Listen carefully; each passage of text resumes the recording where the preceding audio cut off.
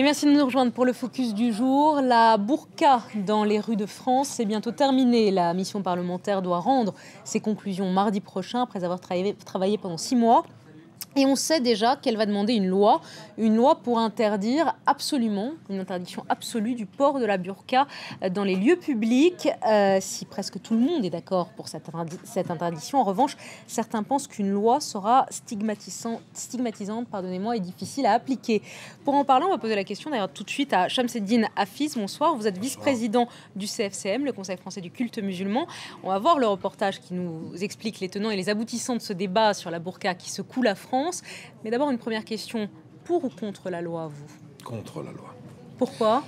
Parce que je pense qu'aujourd'hui, pour interdire à peu près 2000 femmes qui portent la burqa en France, est-ce que... C'est 2000 le chiffre? À peu près, parce qu'il y a eu un premier rapport qui parlait de 369. Voilà, qui parlait de centaines. Absolument, et par la suite, allons au chiffre le plus élevé, 2000. Est-ce que vraiment pour 2000 personnes qui portent la burqa en France, il faut une loi? Je ne crois pas. En plus, oui, c'est vrai qu'elle risque de stigmatiser la communauté musulmane, et c'est pour cela, lorsqu'on a été entendu par la mission d'information sur le port du voile intégral en France, nous avions dit faisons de la pédagogie, et le Conseil français du culte musulman était tout à fait disposé à travailler en collaboration avec éventuellement les députés ou une autre organisation pour essayer de comprendre pourquoi ces femmes portent la burqa.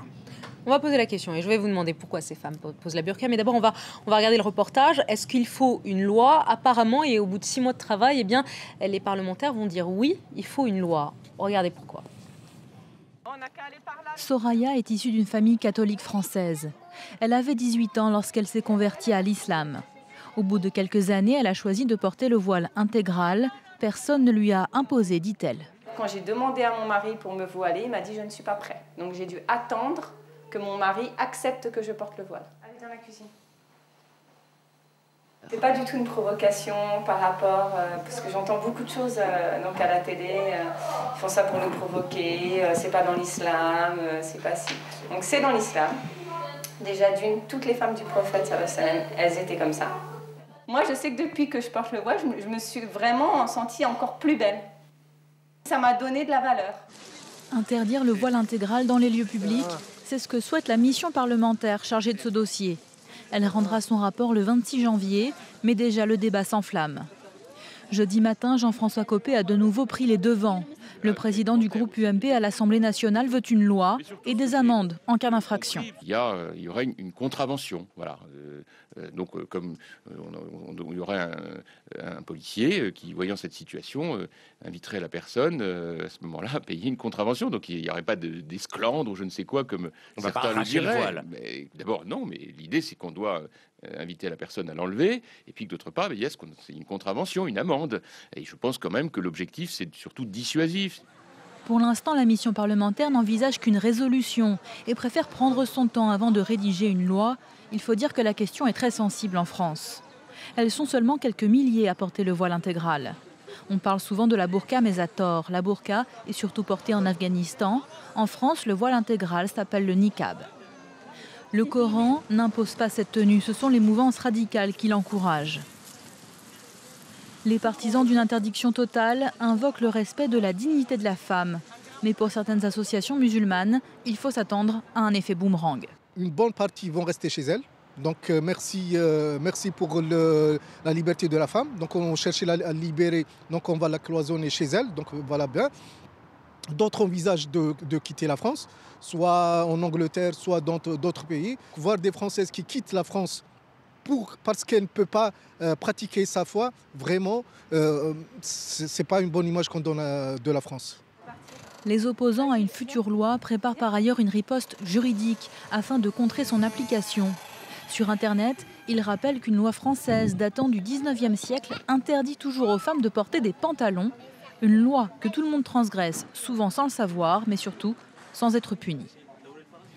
Alors on le voit dans ce reportage d'Hélène Drouet et Alexandra Renard. Une première question sur cette femme qui parle, qui est entièrement voilée, Soraya, et qui dit « Je me sens plus belle depuis que j'ai le voile ». Vous pouvez m'expliquer? Parce que moi je ne comprends pas. Je me sens plus belle depuis que j'ai le voile. Moi aussi je ne comprends pas. Et puis je voudrais la contredire sur une chose importante. Lorsqu'elle dit que c'est une prescription religieuse. Le Conseil français du culte musulman l'a affirmé, tous les théologiens, en tout cas en France, ont déclaré sans aucune ambiguïté qu'il ne s'agit nullement d'une prescription religieuse. Les choses sont claires. Maintenant, effectivement, il y a des traditions, notamment vestimentaires, dans certains pays musulmans.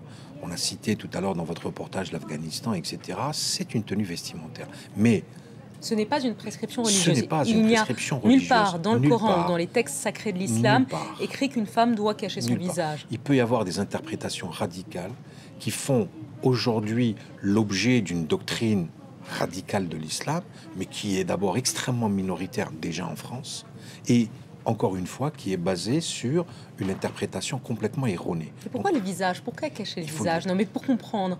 Écoutez, pourquoi? Je sais pourquoi pas, est-ce qu'il mais faut cacher le visage si on va à l'extrême? Pourquoi? C'est peut-être parce qu'on est là, vous et moi, vous êtes une femme, je suis un homme, et peut-être à ce moment-là, il faut vous cacher complètement pour que je ne puisse pas savoir que vous êtes une femme, que je ne puisse pas apprécier les qualités que vous a donné Dieu. Au contraire, on devrait plutôt être satisfait. Maintenant, est-ce qu'on a en permanence, lorsqu'on regarde une femme, on a des arrière-pensées? Je ne crois pas, et on est dans une société moderne où en France, la femme, elle a une place importante. Le corps de la femme a sa place importante. Et aujourd'hui, vouloir le faire, est-ce que c'est pas un acte de provocation? Mais moi, ce que je voudrais dire, c'est que ces femmes qui aujourd'hui portent la burqa, est-ce qu'avec une loi, nous allons régler le problème? Elles le disent toutes non. Et c'est pour cela que le Conseil français du culte musulman a proposé de prendre en charge cette difficulté, puisque, comme le hooliganisme, c'est le football qui en est à l'origine. Aujourd'hui, en tant que musulman, je ne peux pas me cacher simplement vers cette assertion à dire ce n'est pas une prescription religieuse, et par la suite vous dire débrouillez-vous. Non. Donc vous êtes responsable du culte musulman. Oui. Et ce que vous dites aux parlementaires français, c'est ne faites pas une loi pour ces 2000 femmes qui portent la burqa, c'est nous qui nous en chargeons. Mais c'est ce que vous leur dites ou non? Nous l'avons dit au moment de notre audition par la mission d'information de l'Assemblée nationale. Nous avons dit, nous sommes prêts à collaborer, à faire une forme de partenariat avec quelques organismes que ce soit, pour essayer d'aller faire ces femmes, de comprendre. C'est véritablement faire de la pédagogie, pour leur expliquer que c'est d'abord, ce n'est pas une prescription religieuse, il peut y avoir d'autres problèmes. Et si elles vous disent non? Et si elles vous disent non, je garde la burqa? Alors, il y a suffisamment de textes aujourd'hui qui permettent de vérifier d'abord l'identité de la personne. Il y a quand même des lois de police dans ce pays qui permettent aujourd'hui à une femme qui porte la burqa de se retrouver devant la porte d'une banque, d'être obligée de s'identifier, d'être interrogée par un policier. À ce moment-là, si elle est identifiée, d'aller chercher son enfant à l'école, il faut qu'elle s'identifie. Il y a aujourd'hui des textes. Nous avons réglé l'essentiel aujourd'hui en France. C'est qu'il y a une loi de 2004 qui interdit le voile à l'école. Les signes ostensibles. Tous les signes, absolument. Aujourd'hui, dans l'espace public, qui, je le rappelle, est quand même un espace de liberté, on fait ce qu'on veut, sauf à créer un trouble à l'ordre public. Est-ce que c'est vraiment un trouble à l'ordre public? On peut dire oui, mais à ce moment-là, il y a des textes aujourd'hui. Alors, qui sont suffisants, il n'y a pas besoin de loi. Qui sont suffisants. S'il y a une loi, qu'est-ce que ça va faire? Qu'est-ce que vous craignez de la loi? Ça va faire, comme disait un chef d'État, ça va faire pchit.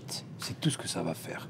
Et aujourd'hui, que des hommes politiques s'emparent de ce dossier, lorsque je vois M. Jean-François Copé parler de cette manière, nous sommes dans un domaine purement religieux. Elle est où la laïcité? Elle est où la neutralité? Et c'est pour ça que, vraiment, on considère que c'est une affaire de burqa, mais moi je peux, à mon avis, penser, je ne crois pas avoir tort, c'est qu'on est en train de stigmatiser toute une communauté qui n'aspire qu'à vivre sereinement, parce que l'islam, c'est une question d'ostentation. Il n'y a aucun acte ostentatoire dans la religion musulmane. Il faut le rappeler très souvent.